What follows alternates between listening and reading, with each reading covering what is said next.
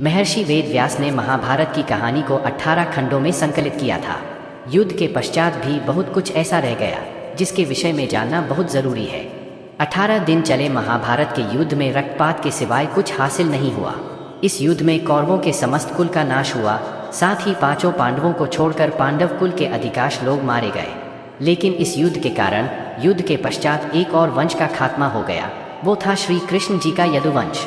महाभारत कौरवों और पांडवों के बीच हुए युद्ध का वो रूप है जिसने कुरुक्षेत्र की मिट्टी तक लाल कर दी थी। कहा जाता है इस भयंकर युद्ध में इतने लोगों ने अपनी जान गंवाई थी कि आज भी उनके लहू से कुरुक्षेत्र की मिट्टी का रंग लाल ही है। महर्षि वेद व्यास ने महाभारत की कहानी को 18 खंडों में संकलित किया था। कुरुक्षेत्र का युद्ध इस ग्रंथ का सबसे बड़ा भाग है, लेकिन युद्ध के पश्चात भी बहुत कुछ ऐसा रह गया जिसके विषय में जानना बहुत जरूरी है, जिनमें भगवान श्री कृष्ण की मृत्यु और द्वारका के नदी में समा जाने की घटना अत्यंत महत्वपूर्ण है। मौसल पर्व 18 पर्वों में से एक है जो 8 अध्यायों का संकलन है। इस पर्व में भगवान कृष्ण के मानव रूप को छोड़ना और उनकी मृत्यु के पश्चात उनकी नगरी द्वारका के साथ घटी घटना का वर्णन है। आइए जानते हैं क्या छिपा है मौसल पर्व की कहानी के भीतर।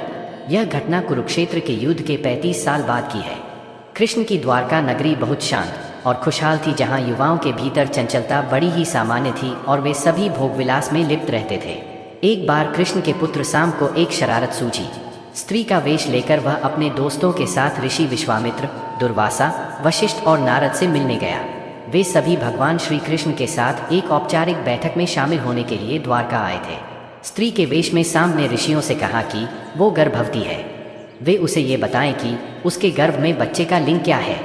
उनमें से एक ऋषि ने इस खेल को समझ लिया और क्रोधित होकर साम को श्राप दिया कि वो लोहे के तीर को जन्म देगा, जिससे उनके कुल और साम्राज्य का विनाश होगा।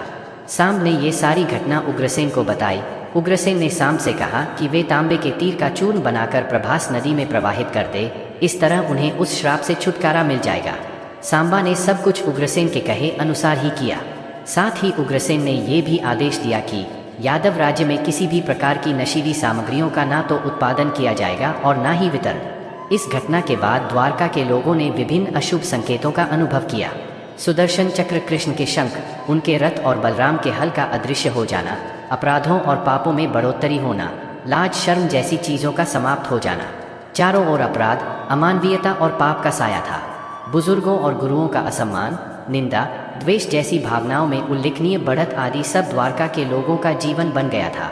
ये सब देखकर भगवान कृष्ण परेशान हो गए और उन्होंने अपनी प्रजा से प्रभास नदी के तट पर जाकर तीर्थ यात्रा कर अपने पापों से मुक्ति पाने को कहा। सभी ने ऐसा ही किया, परंतु जब सभी यादव प्रभास नदी के किनारे पहुंचे तो वहां जाकर सभी मदिरा के नशे में चूर होकर भोग विलास में लिप्त हो गए। मदिरा के नशे में चूर सात्याकी कृतवर्मा के पास पहुंचा और अश्वत्थामा को मारने की साजिश रचने और पांडव सेना के सोते हुए सिपाहियों की हत्या करने के लिए उसकी आलोचना करने लगा। वही कृतवर्मा ने भी सात्याकी पर आरोप मढ़ने शुरू कर दिए। बहस बढ़ती गई और इसी दौरान सत्याकी के हाथ से कृतवर्मा की हत्या हो गई। कृतवर्मा की हत्या करने के अपराध में अन्य यादवों ने मिलकर सात्याकी को मौत के घाट उतार दिया। जब कृष्ण को इस बात का पता चला तो वे वहां पर प्रकट हुए और एर का घास को हाथ में उठा लिया। ये घास एक छड़ में परिवर्तित हो गई, जिससे श्री कृष्ण ने दोषियों को सजा दी। मदिरा के नशे में चूर सभी ने घास को अपने हाथ में उठा लिया और सभी के हाथ में मौजूद वो घास लोहे की छड़ बन गई, जिससे सभी लोग आपस में ही भिड़ गए और एक दूसरे को मारने लगे। बभ्रू, दारुक और भगवान कृष्ण के अलावा अन्य सभी लोग मारे गए। यदुवंश के नाश के बाद कृष्ण के ज्येष्ठ भाई बलराम समुद्र तट पर बैठ गए और एकाग्रचित्त होकर परमात्मा में लीन हो गए। इस प्रकार शेषनाग के अवतार बलराम जी ने देह त्यागी और स्वधाम लौट गए। लोहे की छड़ का चूर्ण एक मछली से निगल लिया और वह उसके पेट में जाकर धातु का एक टुकड़ा बन गया। जीरू नामक शिकारी ने उस मछली को पकड़ा और उसके शरीर से निकले धातु के टुकड़े को नुकीला कर तीर का निर्माण किया। कृष्ण वन में बैठे ध्यान में लीन थे। जीरू को लगा वह कोई हिरण है। उसने कृष्ण पर तीर चला दिया, जिससे श्री कृष्ण की मृत्यु हुई। कुछ समय बाद अर्जुन मदद लेकर द्वारका पहुंचे और कृष्ण की मृत्यु की खबर पाकर अत्यंत दुखी हो गए।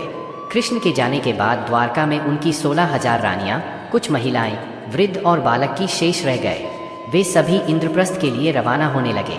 इसके बाद उस क्षेत्र में सभी देवता और स्वर्ग की अप्सराएं, यक्ष, किन्नर, गंधर्व आदि आए और उन्होंने श्री कृष्ण की आराधना की। आराधना के बाद श्री कृष्ण ने अपने नेत्र बंद कर लिए और वे सशरीर ही अपने धाम को लौट गए।